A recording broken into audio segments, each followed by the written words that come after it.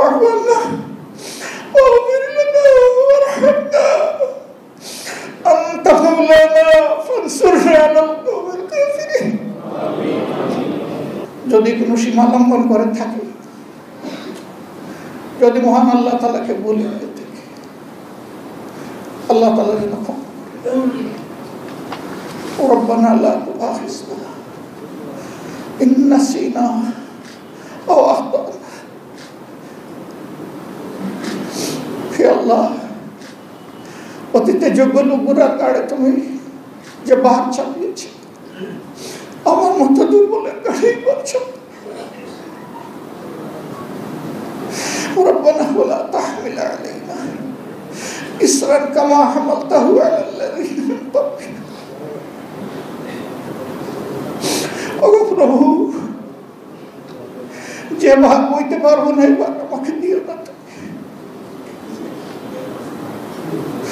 ربنا ولا تحملنا ما لا طاقة لنا به واعف عنا واغفر لنا وارحمنا أنت مولانا فانصرنا على القوم الكافرين। প্রিয় সহকর্মীবৃন্দ, আমার কোনো ভুলের কারণে আমাকে ঘৃণা করবেন না। আরো বেশি দরদ দিয়ে আমার কাছে আপনারা পৌঁছে যাবেন। আমাকে সমালোচনা করে আপনারা সংশোধন করে দিবেন, সোজা করে দিবেন।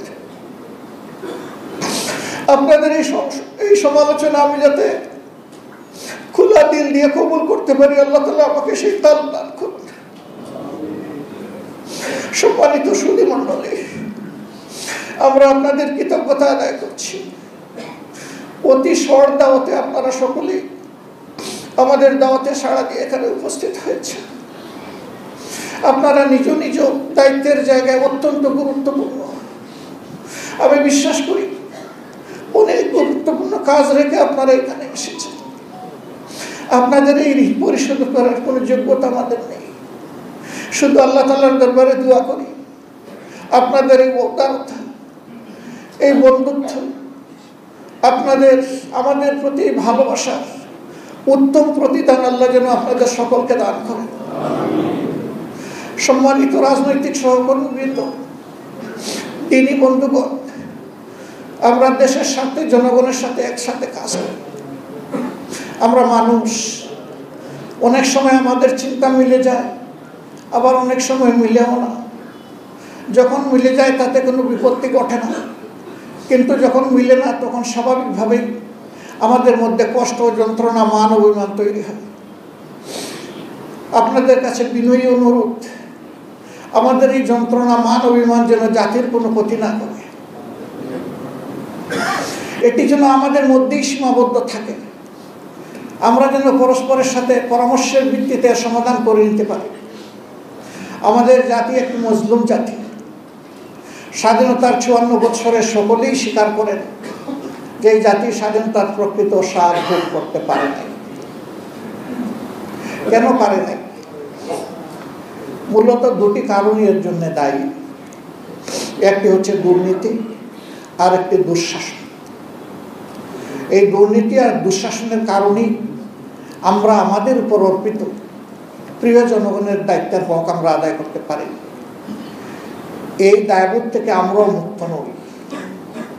যদিও বাংলাদেশ জামাত ইসলামী সবসময় চেষ্টা করে এসেছে জনগণের কল্যাণে চিন্তা করার, পরিকল্পনা নেওয়ার এবং কর্মসূচি গ্রহণ করার, তারপরেও তো আমরা মানুষের সংগঠন। ভুল ত্রুটির ঊর্ধ্বে আমার মুঠেই নয়, আমাদের ধারাও ভুল ত্রুটি হয়ে যায়। আমরা প্রিয় জাতির কাছে বারবার এই ভুলের জন্য ক্ষমা চাইতেই থাকি। একদল মানুষ আমাদের এই ক্ষমা চাওয়াকে পছন্দ করেন না। তারা বলেন এত ক্ষমা চাওয়ার দরকার কি? রাসূল করিম সাল্লাল্লাহু আলাইহি ওয়াসাল্লাম আল্লাহ তাআলা যাকে বেহেশতের ওয়ারেন্ট দিয়েছেন, আগের পরের সমস্ত গুনাহ খাতা ক্ষমা করার সুসংবাদ দান করেছেন, তিনি বলেছেন, হে আমার উম্মত, তোমরা জেনে রাখো আমি দিনে কমপক্ষে 70 বার অথবা 100 বার আমি আমার আল্লাহর কাছে ক্ষমা চেয়ে থাকি, তওবা করে থাকি। যার আল্লাহ আগের পরে সব মাফ করে দিয়ে জান্নাতের ওয়ারেন্টি দিয়েছেন, তিনি আমাদেরকে শিখিয়ে দিয়েছেন এই মাপ চাওয়াটা মুহূর্তের লক্ষণ। দুনিয়ার বোঝা দুনিয়ায় হালকা করার সুবিধা, দুনিয়ার বোঝা ঘাড়ে করে আখেরাতে যাওয়ার প্রয়োজন নেই, এ বোঝা এখানেই হালকা হয়ে যাওয়া দরকার।